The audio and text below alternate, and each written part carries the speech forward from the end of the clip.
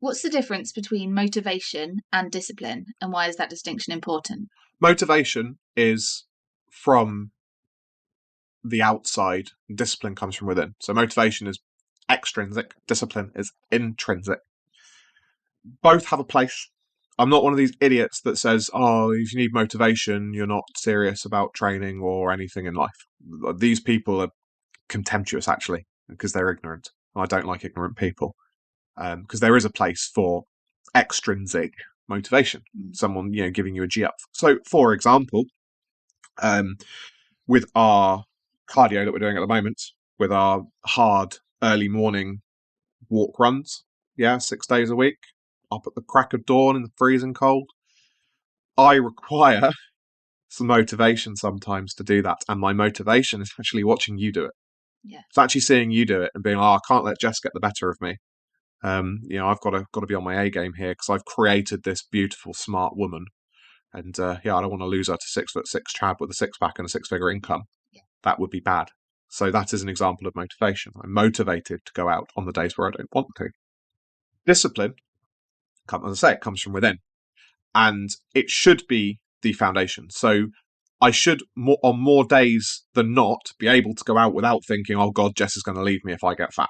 Yeah. Yes, that's discipline. And discipline is something that you cultivate. It's not something that happens straight away. That's another thing as well. Like, you will be motivated to train in the first instance. Something extrinsic will motivate you. It will be, I want to get girls. That was what it is for most young men. Or I want to look good for my holiday. These are all motivating factors.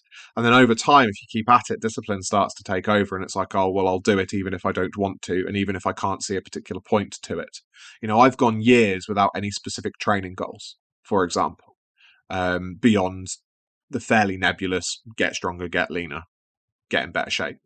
As I say, I've gone 2-3 years at a time training like that. But no, I'm not looking to get in shape for in fact, actually, I think the first like proper training goal I actually had that really focused my mind for a very long time was our wedding. I wanted to be in the best possible shape for our wedding and trained accordingly. But it was the foundation of discipline that kept me going long after that, if that makes sense. So, as I say, motivation comes from outside, or comes from without, and discipline comes from within. You need both at different times. They both have a place, but discipline is superior to motivation for obvious reasons, because if you rely entirely on motivation to train, as many people do, classic example is hiring a PT to motivate you, to ensure that you actually go to the gym. Like, if you need to be paying someone £20 to £30 an hour to turn up to the gym, you are not going to stick at it long term, and you will lose all your results. That I can promise you, if that's your only reason for going, or the prime reason for going. But yeah, discipline, as I say, is superior because you are doing it for its own purpose. So you say discipline comes from just doing it over and over again, right? So tell us a bit about your daily routine. Just give us a window into your life. Window into my life. Alarm goes off hitherto at 4:15, although we've just pushed that back to 5, haven't we? Yeah. So the alarm goes off at 5. I'm out the door for a walk run by 5:15, 5:20. And I do 44 minutes. Don't know why I do 44 minutes, but I do. I just don't know. I just decided to do 22 minutes out. So I will go in one direction for 22 minutes and come back in the other direction, usually for around, either 22 minutes if I walk back, or less than that if I'm running. That's the routine there. Then I get in and I have breakfast, which is 2 eggs on 2 slices of toast, which you have to cut for me because I can't be trusted with a bread knife. You can be trusted with the knife, just not with the loaf. Yep. And then there's dealing with the kids and stuff before work, and then we work. And then, depending on the day, if it's a Tuesday or a Thursday, I go and train. If it's a Monday... What other day? Monday... Tuesday, Friday gym. Tuesday, Friday gym, sorry. Monday, Thursday and Sunday is hard conditioning, which can be anything from running to, running hard, 2-3 miles, to cycling, or, again, hard cycle on the spin bike in the front room, or whatever. Basically something more than a walk, or a jog. So we've got that. And then on Wednesday and Saturday, I don't do any particular training apart from the Well, I do the walk run in the morning on a Wednesday. On a Saturday, we don't do anything, but we still walk like 5, 10K on a Saturday anyway. It's just part of our life, isn't it?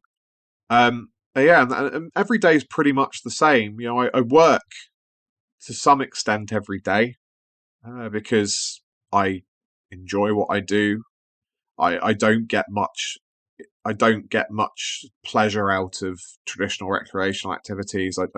I dabble in a bit of video games, but that's only for 45 minutes before dinner because I've got nothing better to do when the kids are in bed. Yeah, I don't enjoy just sitting around staring at a screen. So yeah, so I just work. And I think with discipline, one of the things that actually cultivating discipline, having most days being the same, really helpful with that.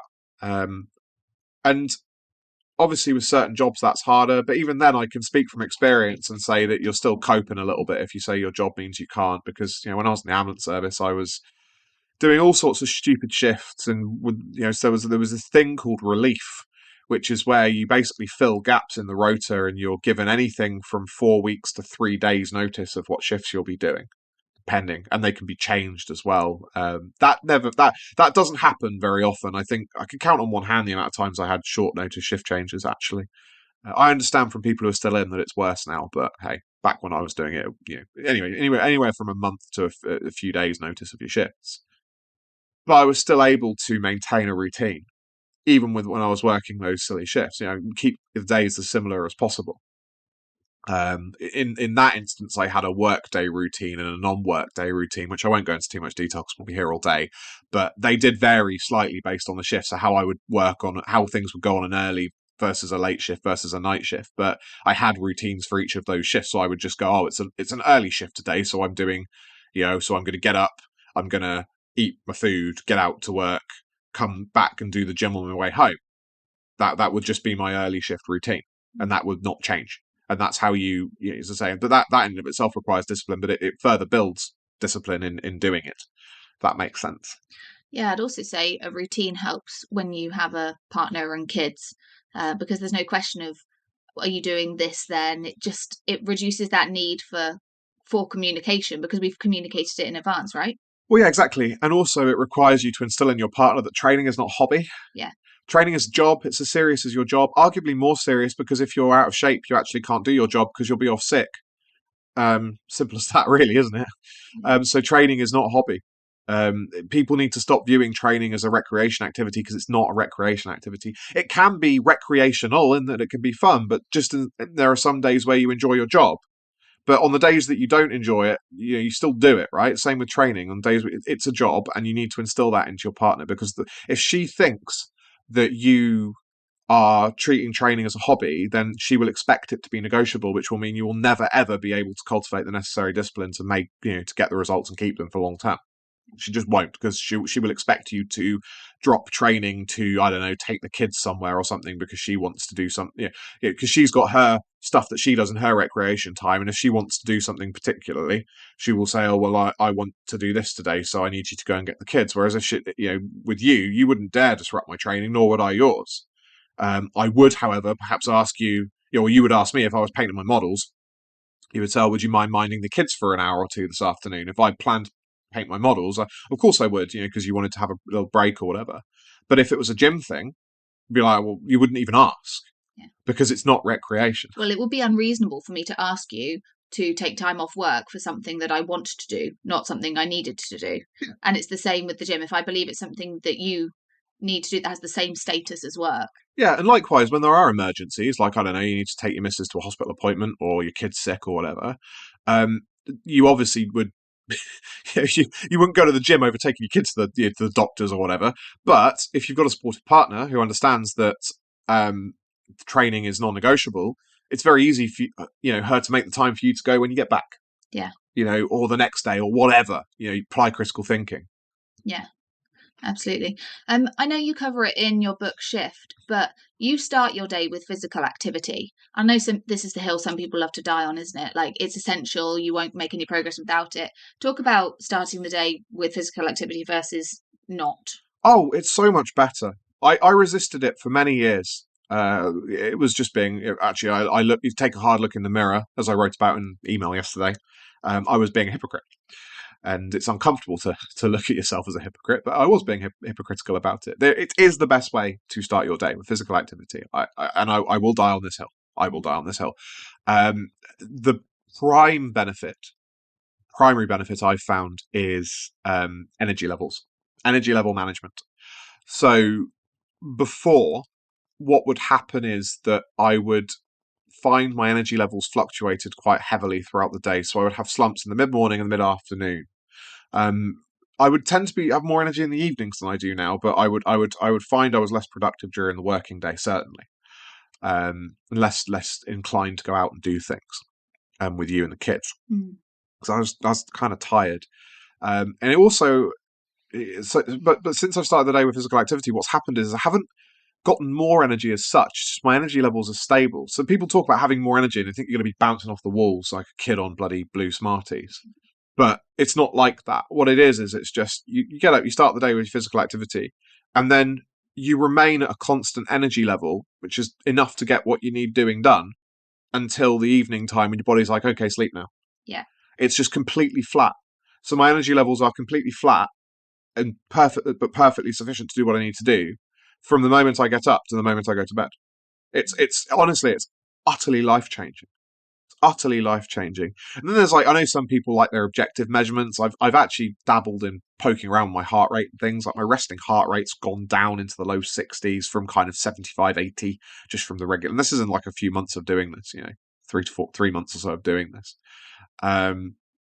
My resting respiratory rate, my resting breathing rate, I've measured that as best you can. It's quite hard to do that, but it definitely subjectively feels lower.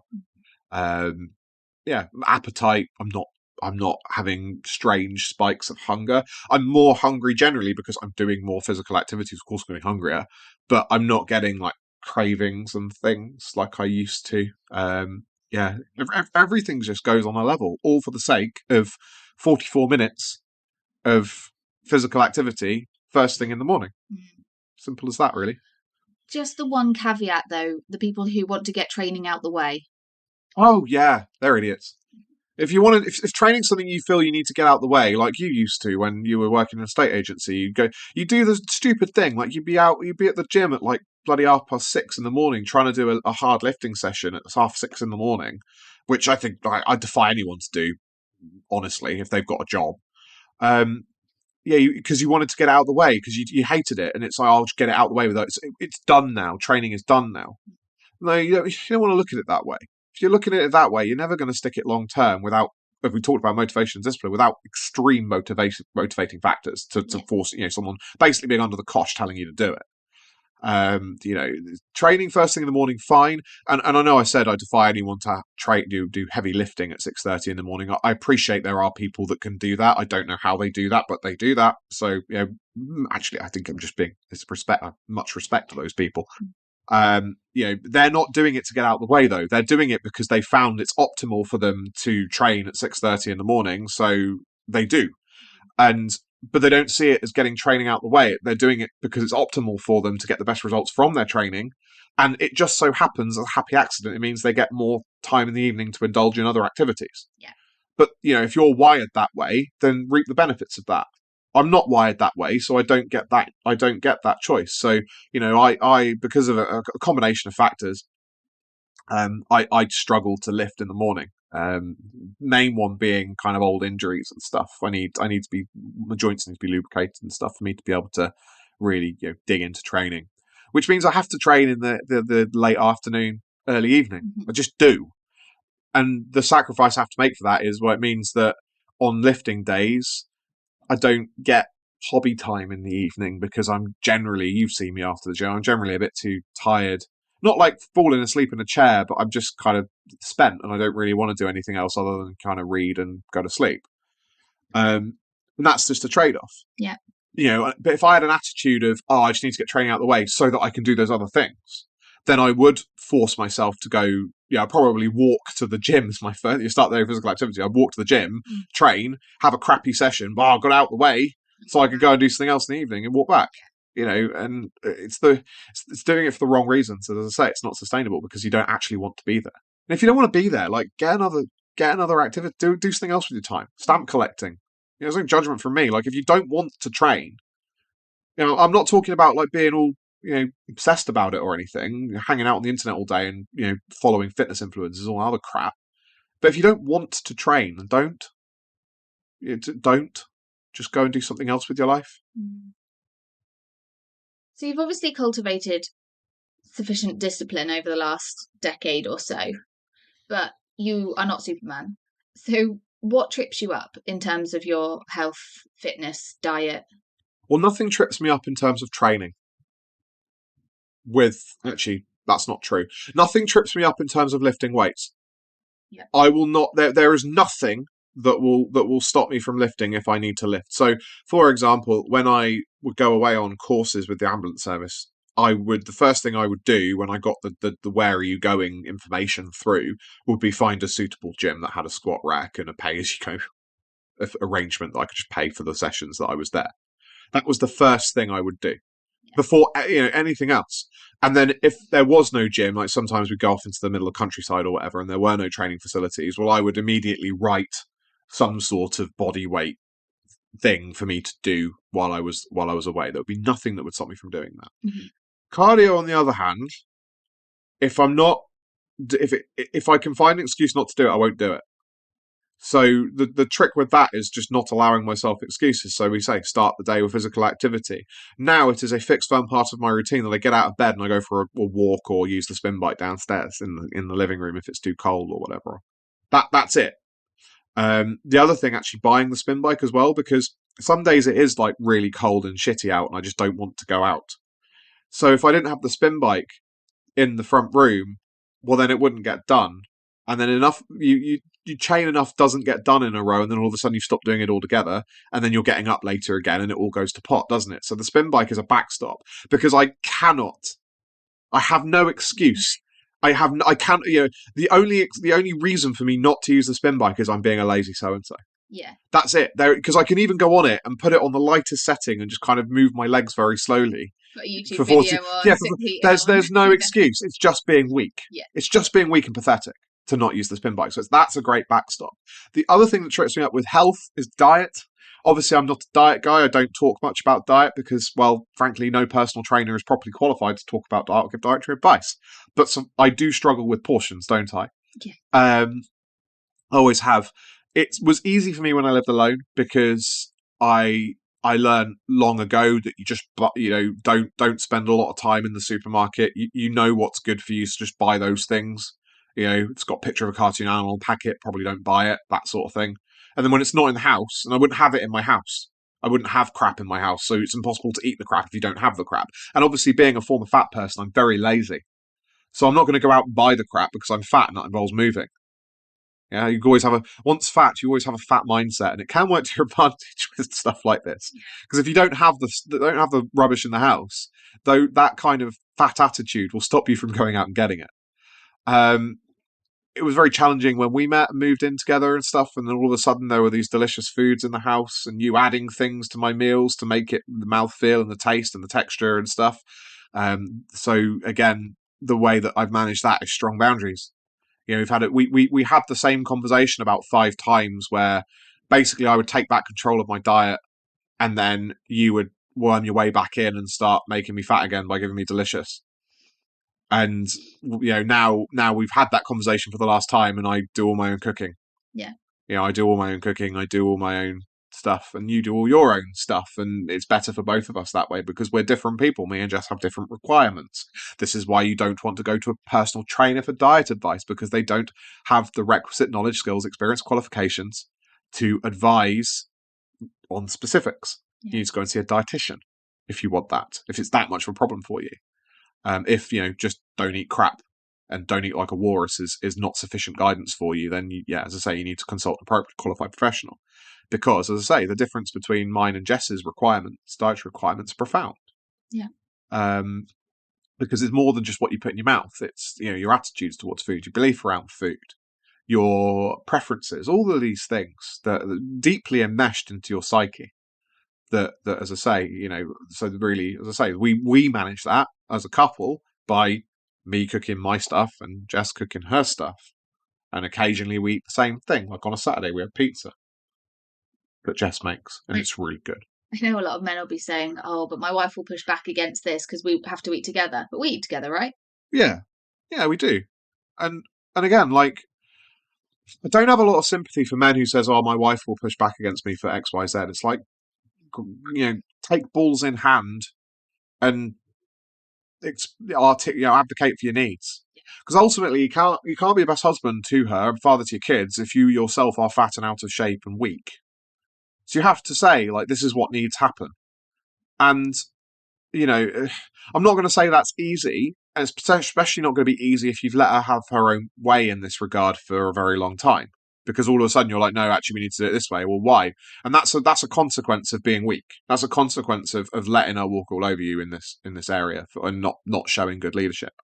Um, but you just have to have the uncomfortable conversation, and that's the way I view it. Or don't. It's choices and consequences, isn't it? How important is this to you? How important is this to her? You know, I'm not going to advise either way because I'm just going to say how it works in my experience and the experience of people I've spoken to about this is that you just have to stand up tall and say, look, this is what I need. This is what I need to achieve this outcome. Can you support me with this? You know, as I say, and you didn't like it, did you? No.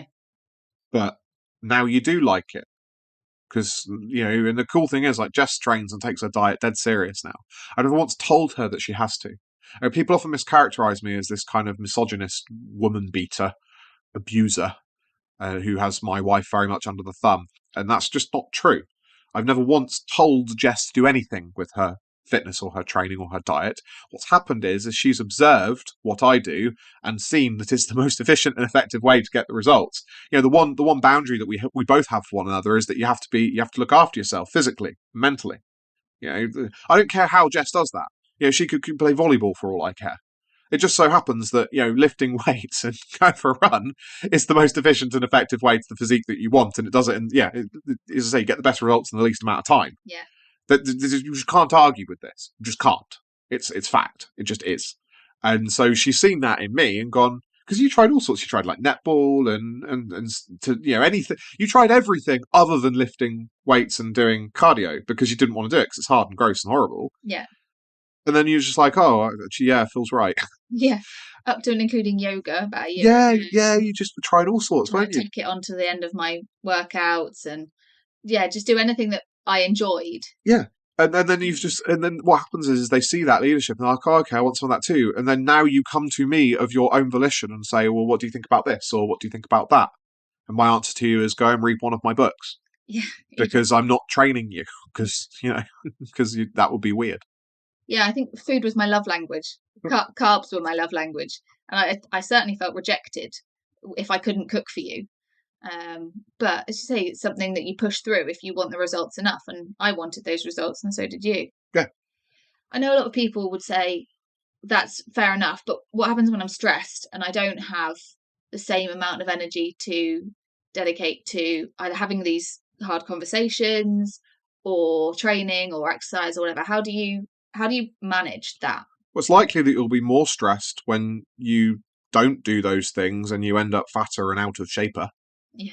The stress will probably compound.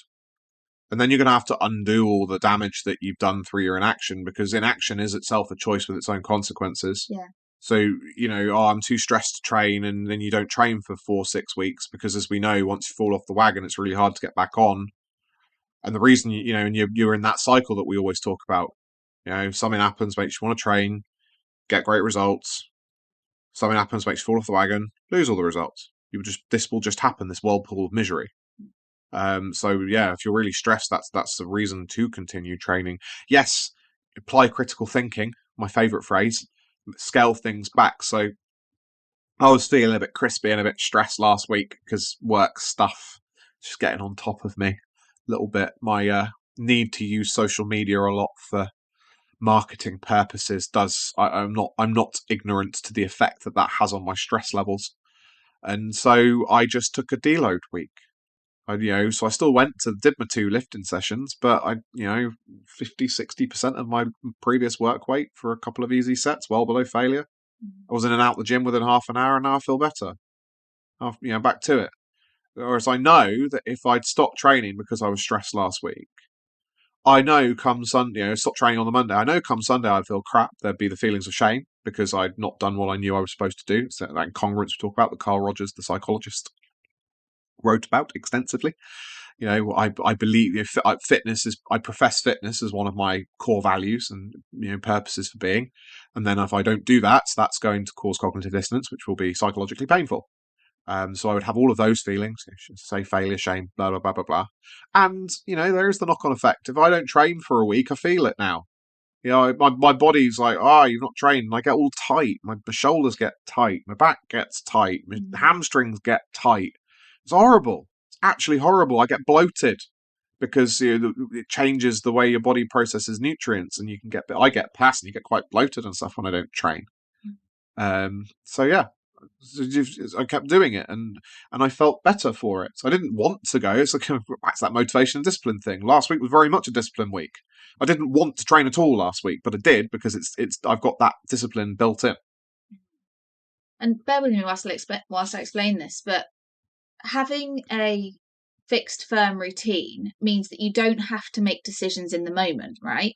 So you go to the gym and you're like, oh, I'm on week 3 of this program. You just do it.